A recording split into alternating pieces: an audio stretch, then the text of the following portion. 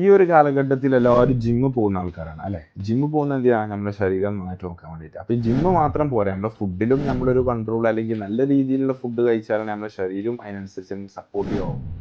അപ്പോൾ ഞാനത് പറയാൻ കാരണം എന്താ വെച്ചാൽ, നമ്മൾ എല്ലാ പ്രാവശ്യവും നാട്ടിൽ നിന്ന് പോയി വരുമ്പോൾ ഞാൻ ഒരുപാട് ആൾക്കാർ പറയുന്നത് കേട്ടിട്ടുണ്ട്. നമ്മൾ ഈ കടയിൽ വരുമ്പോൾ ഇങ്ങനൊരു കട ഇവിടെ ഉള്ളത് ഞങ്ങൾക്ക് അറിയില്ലായിരുന്നു, ഞങ്ങൾ കഴിഞ്ഞ പ്രാവശ്യമൊക്കെ നാട്ടിൽ നിന്നാണ് മല്ലിയും മുളകൊക്കെ പൊടിച്ചു കൊടുക്കുന്നത്. അപ്പോൾ ഒരു ചെറിയൊരു എക്സാമ്പിൾ ഞാൻ മനസ്സിലായി. ഇത് നമ്മൾ അരി പൊടിക്കുന്ന മെഷീനാണ്. ഇതിൽ അരി, ഗോതമ്പ് അങ്ങനത്തെ ധാന്യങ്ങൾ മാത്രമാണ് ഈ മെഷീനിൽ പൊടിക്കുള്ളൂ. വേറെ ഒന്നും ഈ മെഷീനിൽ പൊടിക്കുക. ഈ മെഷീനിൽ പൊടിച്ചാൽ തന്നെ ഇതിന്റെ തുണിയാണത്. ഈ തുണി നമ്മൾ ഓരോ പൊടിക്കൽ കഴിയുമ്പോഴും നമ്മളിത് മാറ്റി കൊടുക്കും, റീപ്ലേസ് ചെയ്ത് കൊടുക്കും. അപ്പോൾ അത്ര ഹൈജീൻ ആയിട്ടാണ് നമ്മളത് പൊടിക്കുന്നത്. അപ്പോൾ നിങ്ങളിപ്പോൾ 1 കിലോ അരിയാണ്, ഫോർ എക്സാമ്പിൾ പറയുകയാണെങ്കിൽ 1 കിലോ അരിയാണ് നിങ്ങൾക്ക് വേണ്ടത്. 1 കിലോ നിങ്ങൾക്ക് നമ്മൾ ഇവിടുന്ന് പൊടിച്ച അരി ഉണ്ട്. ഇനി അതല്ല, നിങ്ങൾക്ക് അരി കൊണ്ടുപോയിട്ട് കഴുകിയിട്ട് വറുത്തിട്ട് കൊടുക്കും, അത് നമ്മൾ പൊടിപ്പിച്ച് തരും. അങ്ങനെ നമ്മുടെ നാട്ടിൽ എന്താണോ നമുക്ക് കിട്ടുന്ന നല്ല ഫ്രഷ് ആയിട്ടുള്ള സാധനം അതേപോലെ സർവീസ് നമ്മളിവിടെ ചെയ്ത് കൊടുക്കുന്നുണ്ട്. 1 കിലോ ആയിക്കോട്ടെ, 2 കിലോ ആയിക്കോട്ടെ, എത്ര കിലോ ആയിക്കോട്ടെ, ഞങ്ങൾ എത്ര ബൾക്കും ഓർഡർ ഞങ്ങൾ സ്വീകരിക്കുന്നതാണ്.